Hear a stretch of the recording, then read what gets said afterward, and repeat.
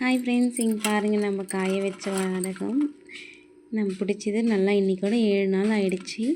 இது பாருங்கள், இன்னமும் கொஞ்சம் காயணும். இந்த மாதிரி எண்ணெய் கொஞ்சம் ஒரு கப்பில் ஊற்றிட்டு லைட்டாக இப்படி தடவி இந்த உருண்டையை எடுத்து நல்லெண்ணெய் கொஞ்சம் டைட்டாக பிடிச்சிக்கலாம். எங்கள் பாட்டியெல்லாம் பார்த்திங்கன்னா நல்லா உள்ளங்கை அளவுக்கு பெருசாக பிடிப்பாங்க. ஆனால் நான் வந்து சின்னதாக தான் பிடிக்குவேன். பாருங்கள், இந்த மாதிரி வெயிலில் காய வச்சு இன்னும் ஒரு வாரம் கூட இது நல்லா காயணும். நல்லா காஞ்ச பேருக்கு வந்து இன்னும் கலர் வந்து டிஃப்ரென்ஸாக மாறும். பாருங்கள், இன்னும் கலர் வந்து நல்ல டிஃப்ரென்ஸாக மாறும். பாருங்கள் எப்படி உருளையாக இருக்குல்ல, இந்த மாதிரி இருக்கும். அதை நம்ம வந்து கொஞ்சம் எண்ணெய் தொட்டு நல்லா இறுக்கமாக அழுத்தி பிடிச்சிடணும். அப்போ தான் கல் மாதிரி இருக்கும். இதில் வந்து நான் வந்து ஒரு பொருள் மட்டும் சேர்க்கலை. என்னென்னா கடுகு வந்து நான் சேர்க்கலை. கடுகு சேர்த்தோம்னா சீக்கிரத்தில் வண்டு வச்சிரும். அதனால் நான் கடுகு சேர்க்க மாட்டேன். என்னோடய பாட்டியும் கடுகு சேர்க்க மாட்டாங்க. நிறைய பேர் கடுகெல்லாம் சேர்ப்பாங்க. ஆனால் நான் வந்து சேர்க்க மாட்டேன். சீக்கிரமாக வண்டு வச்சிரும். அதனால தான் இந்த மாதிரி பிடிச்சி வச்சுக்கலாம். எண்ணெய் வந்து ரொம்ப தொடக்கூடாது, இல்லைன்னா ஒரு மாதிரி ஸ்மெல்லு வரும். சும்மா லைட்டாக ஒரு வாட்டி தொட்டாலே போதுமானது.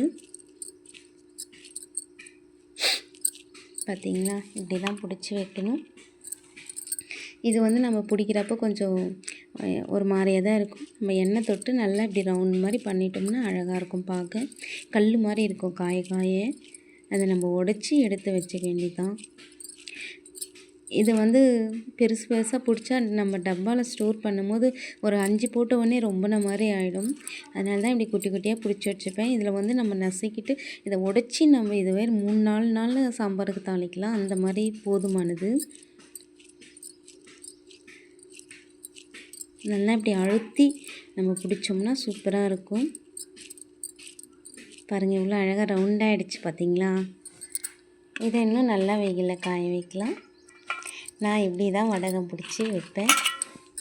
ஸோ நீங்கள் எப்படி பிடிப்பீங்கன்னு சொல்லி எனக்கு கமெண்ட் பண்ணுங்கள். இது வந்து உதுத்தி கொட்டி வத்த குழம்பு வச்சோம்னா இன்னும் சூப்பராக இருக்கும்.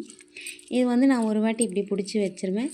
இன்னொரு டைம் நான் வடகம் பிடிக்கும்போது என்ன பண்ணுவேன்னா மற்ற மசாலாவும் போட்டுட்டு அப்படியே துணியில் வந்து உதிரி மாதிரி பண்ணி உணர்த்தி வாரி வச்சுருவேன்.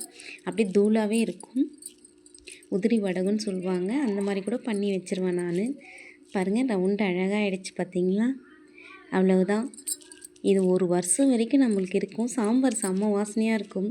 நம்ம அந்த வத்த குழம்பு வைக்கும் பாருங்க, செம்மையாக இருக்கும். இதில் காய் இல்லாத டைமில் கூட பதார்த்தம் இல்லைன்னா நம்ம வருத்தப்படவே வேண்டாம். ஒரு 4 வடகம் எடுத்து இதை நல்லா உடச்சி வச்சுட்டு வெங்காயம் தக்காளி இதெல்லாம் போட்டு அதுலேயும் நீங்கள் அந்த வெங்காயம் தக்காளியெல்லாம் அடுப்பில் சுட்டுட்டு அப்படியே கையிலேயே கரைச்சிட்டு இதை தாளித்து கொடுத்து புளி ஊற்றி கரைச்சி இறக்கி வச்சிங்கன்னா செம்ம வாசனையாக இருக்கும். செம்ம டேஸ்ட்டாகவும் இருக்கும்.